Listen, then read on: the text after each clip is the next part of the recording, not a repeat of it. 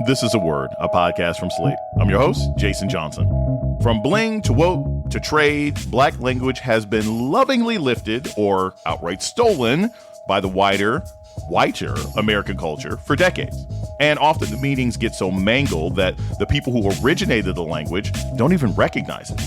But now a new book aims to right the record and have some fun. Being able to have anybody be able to write and post on social media has changed the way that we consume language. Historically Black phrases coming up on A Word with me, Jason Johnson. Stay with us. Instacart helps you get beer and wine delivered in as fast as an hour. So, whether you need to fill the cooler for tailgate season or fill your glass for Pinot by the fire season, you can save time by getting fall sips delivered in just a few clicks. Visit instacart.com or download the app to get free delivery on your first 3 orders. Offer valid for a limited time. Minimum order $10. Additional terms apply. Must be 21 or over for alcohol delivery where available. Instacart. Add life to cart.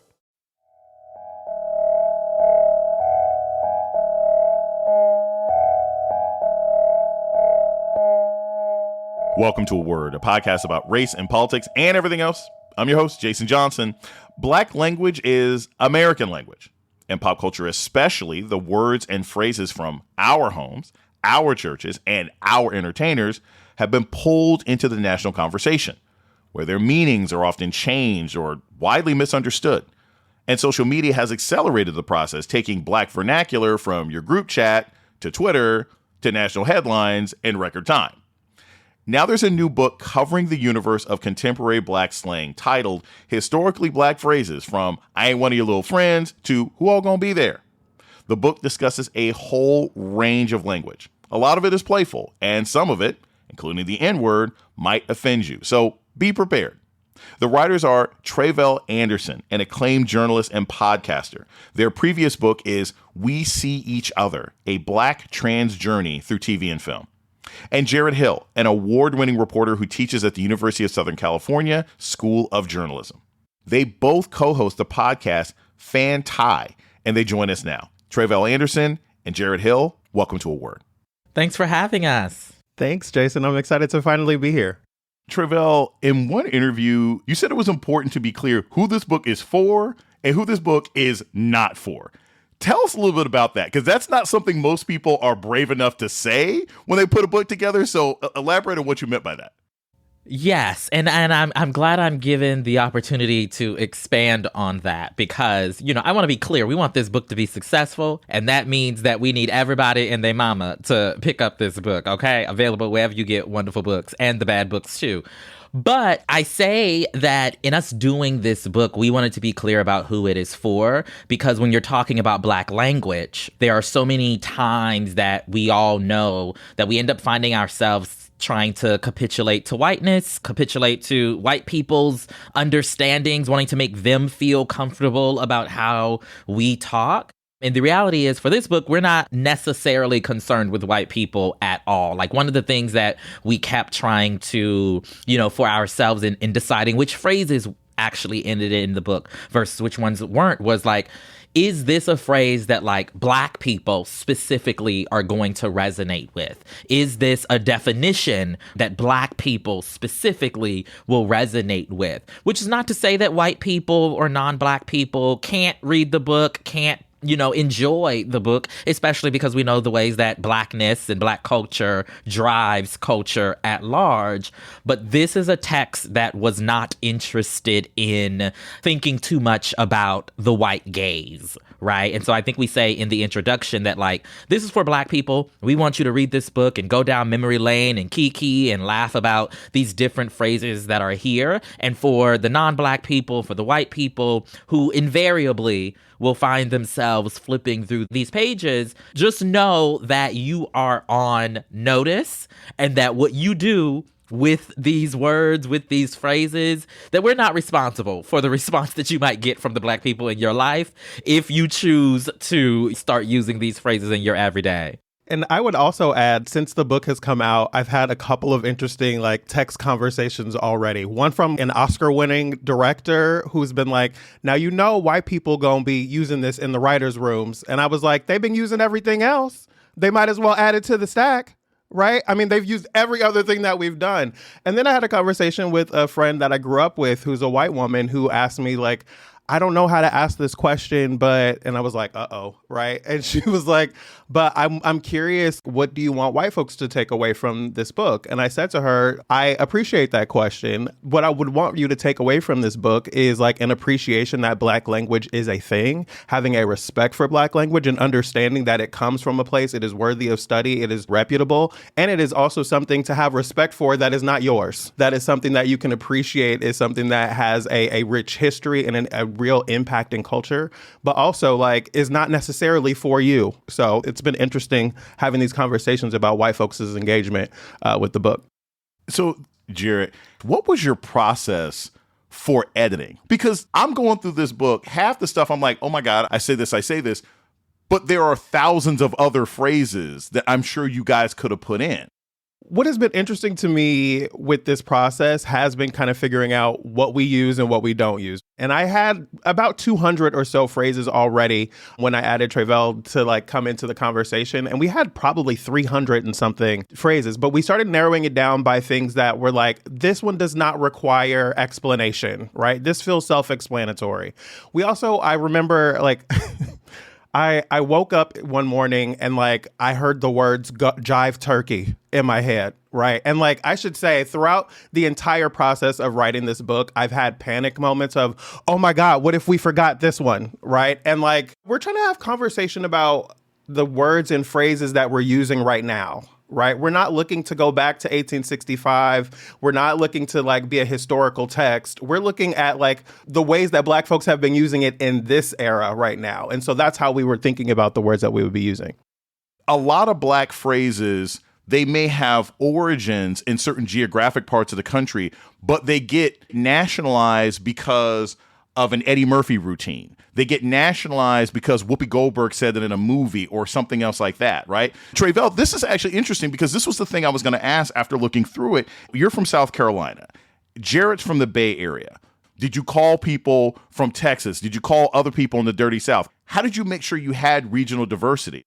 One of the beauties about Jarrett and I's just like lived experiences is like, even though we are from where we are from, we both have like traveled a lot. We've been in a variety of different communities. I think one of the things, right, Jarrett, that we realized is that Black folks on the West Coast versus Black folks in the South versus Black folks in the Midwest and the Northeast, there are some things that join us all together. All of our Black mother has asked us if we have McDonald's money before, but there are also other phrases that are specific and unique to a particular, regionality of Blackness that we also wanted represented in the book as well. One of the things we wanted to be sure to do was like we have in the book John. That's a specific Philly slang that has now had kind of a mainstreaming effect with the Creed movies, have talked about John in a particular way. Questlove, all of Questlove's productions on the credits, when they flash on screen, it's always a Questlove John. And so we wanted to make sure we did that, but it really came in terms of like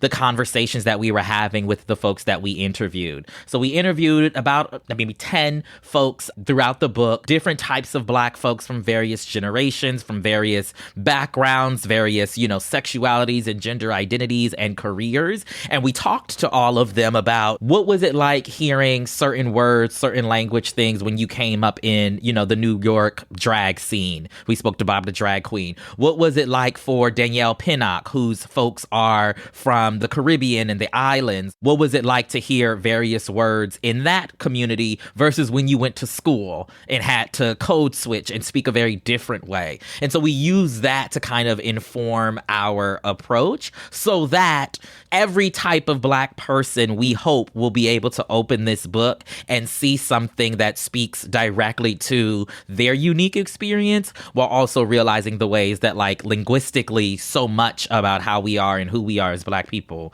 is very much connected. We're going to take a short break. When we come back, more on the new book, Historically Black Phrases. This is A Word with Jason Johnson. Stay tuned.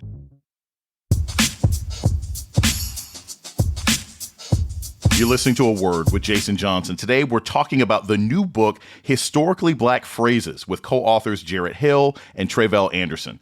Tre'vell, there are words and phrases that some of us don't recognize are Black until we're out in mixed company, and Black folk are the only ones who understand what we're talking about.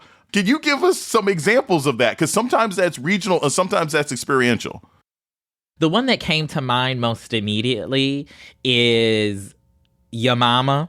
And I specifically want to tease out what I mean by that is Black folks, when we hear "ya mama," that is a very specific thing. Like when somebody says "ya mama," you ready to fight. But, if you're in mixed company and someone is making fun of your mama, they invoke your mom in a particular way. Non-Black people might not take it as the nuclear option that it often is in our particular spaces.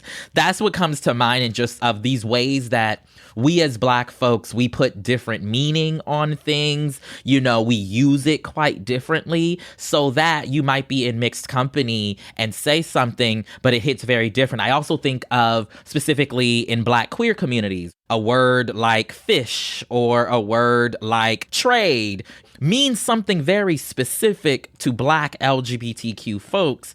But in mixed company, the folks might not even know what you're actually trying to say because fish, you might just be thinking we talking about some tilapia or something like that. When in reality, in community, we're talking about something very different. Jarrett, expand upon that, because I'm hearing trade and fish, and I'm thinking I know what they mean within communities and within cultures and subcultures. So what would be an example of that? What would be an example of a phrase where it's like, okay, this means something in particular in the Black LGBTQ community, but it doesn't mean anything to white people in the LGBTQ or Latin people in the LGBT. What would be examples of that? Well, I think one of the great examples is actually something that has become more mainstream. So like the week of the book launch, we are the dictionary.com word of the day on Tuesday and Friday. And the nerd in me thinks that's the coolest thing that's ever happened. And so on the Tuesday, the word was tea. Right. And so we do this video describing what tea means. And like for a long time, people did not have a sense of what tea meant. And like within queer community, it would be something that we would use to be able to convey message to each other. But then like it's become something that has become more and more popular through media. And Tre'vell has a book called We See Each Other, a Black trans journey through TV and film that really rightly identifies the ways in which unscripted television has really been the way that we've gotten to see conversation and life and the lived experiences of marginalized groups. And in Tre'vell's book, they're talking about the way that we see that in trans communities, but we can expand that out to see the way that it happens in trans and queer communities and Black communities more specifically as well. And so the way that we think about the word tea, and like we also have the word receipt, right, as dictionary.com word of the day, the way that those kind of things go out into culture because of the things that we see on TV, because of the memes that we share, because of the videos that we love or engaging on social media or the TV shows or things that we're listening to, all of those things start to then influence in culture, and then other people start picking it up to where tea is literally the dictionary.com word of the day now, right? I also think about words where like Black folks get it, where other folks wouldn't. I cannot think of a single instance where a non-Black person has used the word little in a way that Black people can to belittle something, right? I had a friend who was like, "Oh, I got your little book." And like, I knew they were doing a thing. And like, it was funny and we enjoyed it. The word little can be so rude and disrespectful without even really trying. "Oh, I see your little car. Oh, is this your little boyfriend? I like your little house. Okay, your little earrings. Oh, is this your little..." Like, you know what I mean? Like, you can put little in front of anything and it becomes rude and disrespectful. But like, I don't expect to hear that from a white woman. It wouldn't hit the same. I want to play the sound. We actually have the clip of the video that you two did for dictionary.com. We're going to play that now, and then we're going to get your comments on the other side. Tea is the dictionary.com word of the day. Hey there, beautiful people. I'm Tre'vell Anderson. And I'm Jarrett Hill. We're the co-authors of Historically Black Phrases, from I Ain't One of Your Little Friends to Who All Gonna Be There. Tea is a foundational piece of Black queer language that originated in Black drag culture. It describes potentially unknown or little-known information that can be obvious or take a bit of discerning. Dictionary.com describes the term as slang for confidential or interesting information, such as gossip. How you doing? What? You can't even contain yourself. Jesus, my Lord, today. My Lord, your Lord, our Lord. Hallelujah. So, Tre'vell, I love word etymology. So you say that tea comes from drag culture, but like, why, right? Like, what was the thing? Was it because people sat around and discussed things while drinking tea? What's the origin of this origin story?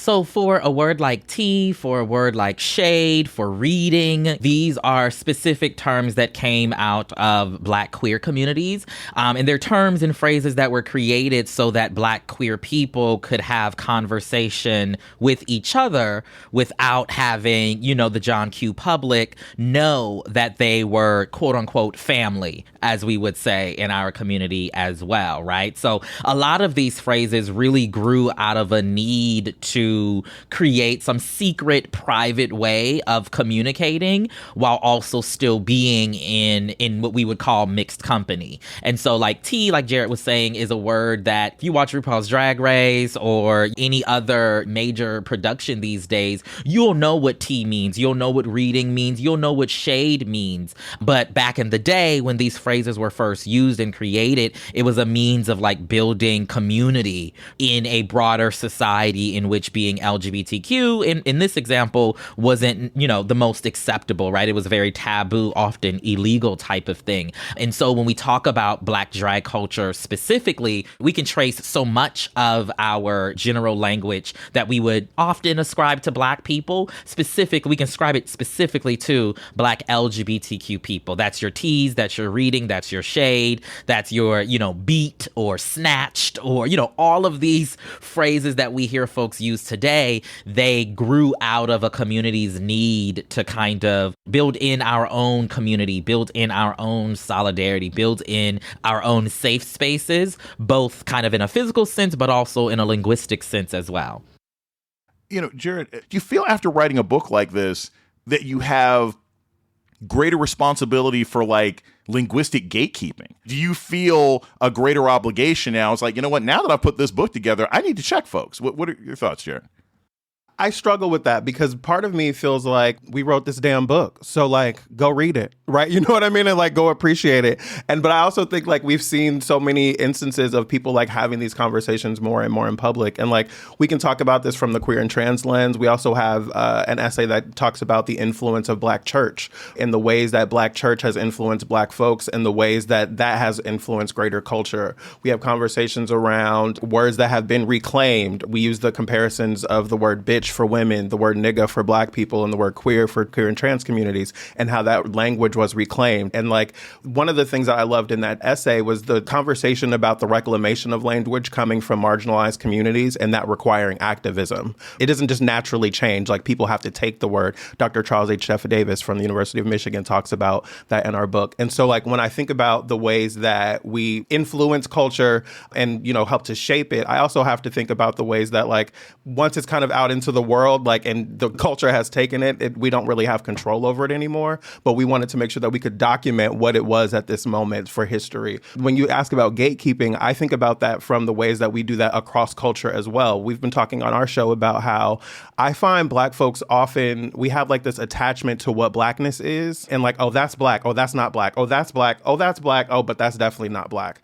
And like, if you eat your grits one way with sugar versus salt, the girls are gonna drag you. And like, it feels the same way as someone telling me that I don't talk like I'm Black because I talk like I'm white, because I speak in a certain kind of way. It feels the same way as someone telling me I don't dress like I'm Black. And like, we really see the ways that we can limit Blackness and put like clamps on what Blackness can be. And because we are everything, we are everywhere. We hear in queer and trans communities, we hear this often, like this idea that we are everywhere, right? We did not just pop up. We didn't just show up. We're not a blip on the radar. We are everywhere. We've been everywhere, and we've been throughout time. Black people are in the past and we are in the future. And so I think about it through that lens of being like, I want us to stop limiting what Blackness can be. We can celebrate what Blackness is and the ways that it shows up without having to like limit what it can be. We're going to take a short break, and we come back more about the new book, Historically Black Phrases, with writers Tre'vell Anderson and Jarrett Hill. This is A Word with Jason Johnson. Stay tuned. Wait, are you gaming? On a Chromebook? Yep. It's got a high-res 120Hz display, plus this killer RGB keyboard. And I can access thousands of games anytime, anywhere. Stop playing. What? Get out of here. Huh? Yeah, I want you to stop playing and get out of here so I can game on that Chromebook. Got it. Discover the ultimate cloud gaming machine, a new kind of Chromebook. This episode is brought to you by Google. The Google Cybersecurity Certificate provides the necessary skills to begin a career in cybersecurity. Visit safety.google.com/cyber workforce today. You're listening to A Word with Jason Johnson. Today, we're talking with writers Tre'vell Anderson and Jarrett Hill about their new book, Historically Black Phrases. Tre'vell, I think of, and this is in a specific political realm, right? I think of the terrible way in which, say, the term woke has been just captured by the white right in this country.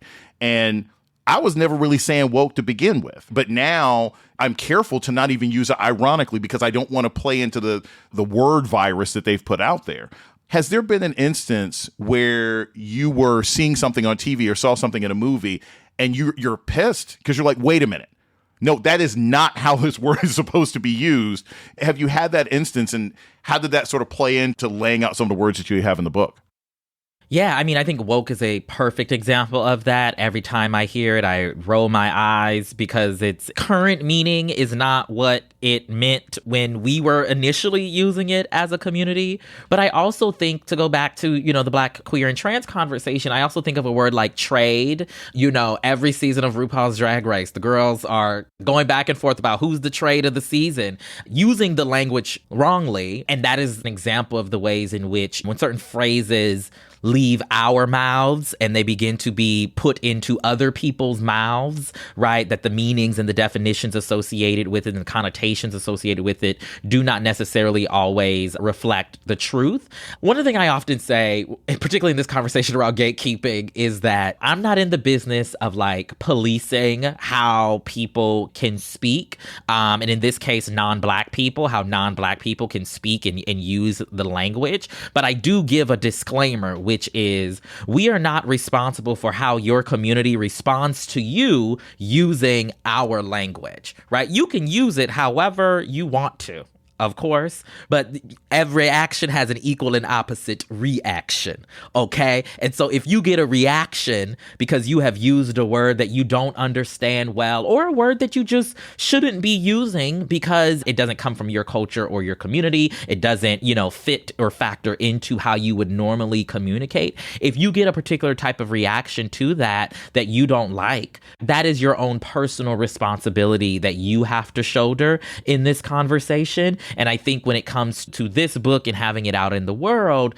that is really where I come down on it. It's like, we want Black people to feel empowered. We want Black people to feel like the ways that we naturally communicate, that it is important, that it is educated, that it is professional, that it is appropriate in every which way that it can be. And for the people who are not Black, who are, consuming this information, you do with it what you want to, but know that there are consequences and repercussions, honey, if you find yourself in a space using language that you shouldn't really be using. And just for clarity's sake, for the audience who has not gotten the book yet, what is trade? So trade is a term that's used in community to describe a certain type of man in particular who is likely a lot more masculine. You likely don't know that they're LGBTQ just by looking at them. And the kind of, you mentioned etymology and all that stuff earlier, the word trade comes from this idea that the type of person you might be describing in this context is someone who would work a trade job. And so you can use that to kind of help yourself figure out what a phenotypic representation of trade might look like. So that's what trade means. And then, people use it in a variety of different ways that aren't correct. But that's the nature of language, right? A community creates something and it gets into the mainstream in one way or another, and it takes on a new life. But that doesn't necessarily mean that we can't always remember, where it comes from. Jarrett, you had a breakthrough moment in 2016 when you were the first to point out on Twitter that Melania Trump's Republican National Convention speech sounded a lot like Michelle Obama's speech in 2008. Here's a clip we're going to play. You work hard for what you want in life, that your word is your bond, that you do what you say you're going to do. My parents impressed on me the values that you work hard for what you want in life, that your word is your bond, and you do what you say and keep your promise. That was a major moment, and you've talked a lot about it in a bunch of different interviews, but I want to hear your opinion approaching this sort of as a trained journalist, right?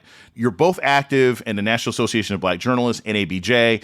Can you think of instances in your professional career where you had to fight over the use of African-American language, where you heard an editor or an anchor and they wanted to use this phrase and you're like, no, you can't use that. Or if you use that, even with the best of intentions, I'm telling you, it's going to get you blowback that you don't want. Can you think of an instance like that that's happened with you professionally, as a journalist?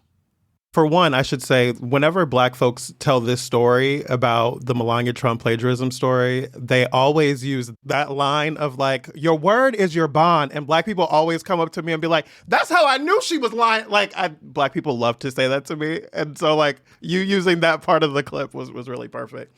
I know Tre'vell has told stories about this before of working at the Los Angeles Times, where they created a beat that was really kind of at the intersection of Black queer entertainment. So Tre'vell, I can let you take that. I think we have all seen the ways that Black language in particular has been divorced from Black people. So you'll see a lot of terms and phrases that we come up with end up on a shirt at Forever 21 or end up in the journalism context in a headline, such and such throws shade at da-da-da-da-da. You know what I mean? I remember being at the LA Times and having these conversations around the N-word. I remember I did a story on this documentary. The name of the documentary is Field Niggas, and ended up having so many conversations with our copy desk, with our higher ups about whether or not we were going to not publish the name of this documentary because it had niggas in it. Another situation at the LA Times, this was around the anniversary of the bus boycott in Montgomery, if I'm not mistaken, and they had interviewed someone, former local official, who used the N-word, and they published that entire quote with the N-word in it. And I remember us as Black folks at the LA Times at the time, none of us were consulted about running this quote on the front page of the LA Times. And they had their reasons for why they did it. But I think that's another example of the ways in which language that means a particular thing in the ways that we do it and how it impacts our community showing up in the pages of our national publications, many times without regard for the impact that has on the community itself. Technology plays such a role in why people know of certain words. We're talking about newspapers. I think of, and I'm sure you both saw this, there was that article 2 or 3 years ago in the Chicago Sun-Times where it says Jesse Jackson going home after a long stay in hospital with COVID. And all the Black people were like, Jesse Jackson died? And it was because they used the phrase going home. And we're like, how did nobody in Chicago in this office know if you say an older Black person is going home, we think they died? And they literally had to change the article, but it had already gone viral, right? We already thought he was dead. So for both of you, quickly, Tre'vell, we'll start with you. What role do you think technology plays? Because some of these words, they get out and they move so quickly that other people are using them in incorrect ways before we can even say anything. And sometimes we don't even know. Oh, this reminds me of fleek as a term, on fleek, right? Which is created by Peaches Monroe on social media, right? She's just talking. She comes up with it. And, a few months later, you see it on a T-shirt at, whatever store you want, or you see it in a headline. It is so interesting the ways that technology specifically, in one way, it has kind of taken down some of the walls that we as various communities often put up as a means of protection and preservation for not only how we speak, but how we move through the world. But it has also been a great tool to build community across space and across time.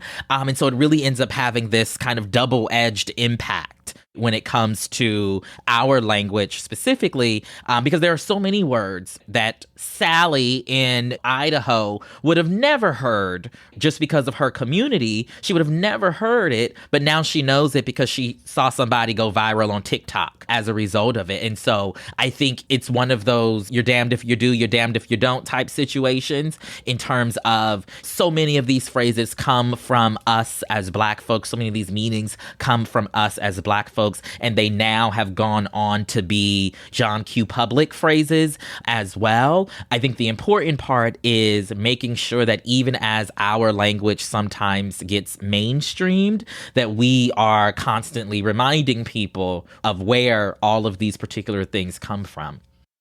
What's the one thing you want everybody to get out of this book? And I'll start with you, Jarrett, and then we'll go to Tre'vell. One of the visions that I've had dozens of times, if not hundreds of times now, since like selling this as a book and like really like going after it as a book, has been like someone coming over to their friend's house, getting ready to go out, and the book is on the table, and they're leaned in the door frame, flipping through the pages and being like, bussin', oh girl, you know this is your word, and like reading through the definition and being able to like have conversation about it, and then flipping to another page and reading an essay on language as resistance and the ways that we use language as a movement, and be able to like get something out of it and be like, oh, I didn't think about this that way before, and be able to laugh and be able to walk away with something that's validating about who we are, that feels familiar, that feels like something that we can connect on, even if at work you feel like you can't use this language all the time, or even if, you know, the white lady at work had said something sideways to you and it because she thought she understood how to use this and you had to have a conversation about, you know what I mean? Like,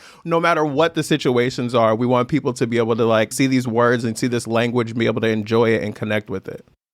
Yeah, I think the main thing that I want people to take away from this book, this entire experience, is that, you know, how we naturally communicate as Black people is legitimate and it's valid. We should be able to speak this way in the boardroom. We should be able to speak this way on the red carpet. We should be able to speak this way in a classroom. Why? Because our linguistic contributions are actually important. And they not only show up in how we move through our own particular spaces, but they also show up in how other people move through their spaces as well. We've all grown up being told in various different ways that, like, you know, you can't talk like how you talk in the schoolyard, in the classroom. That you can't talk like how you talk around your homies, okay, when you go to the board meeting. And my response is always, why not? You know, and hopefully in some way, shape, or form, this book, seeing it in this type of setup, with this type of design, with this type of promotional capacity and all that other stuff, will encourage some young Black person, some old Black person to be like, you know what? This is who I am. And it doesn't mean that I'm ignorant. It doesn't mean that I'm uneducated. It just means that I speak in a different way than everybody else. Tre'vell Anderson and Jarrett Hill are the co-authors of the new book, Historically Black Phrases, from I Ain't One of Your Little Friends to Who All Gonna Be There. Thank you both for joining me today on A Word. I really appreciate it. Thanks for having us. Thank you, Jason. And that's A Word for this week. The show's email is aword@slate.com. This episode was produced by Ahyiana Angel. Ben Richmond is Slate's Senior Director of Podcast Operations. Alicia Montgomery is the Vice President of Slate Audio. Our theme music was produced by Don Will. I'm Jason Johnson. Tune in next week for A Word.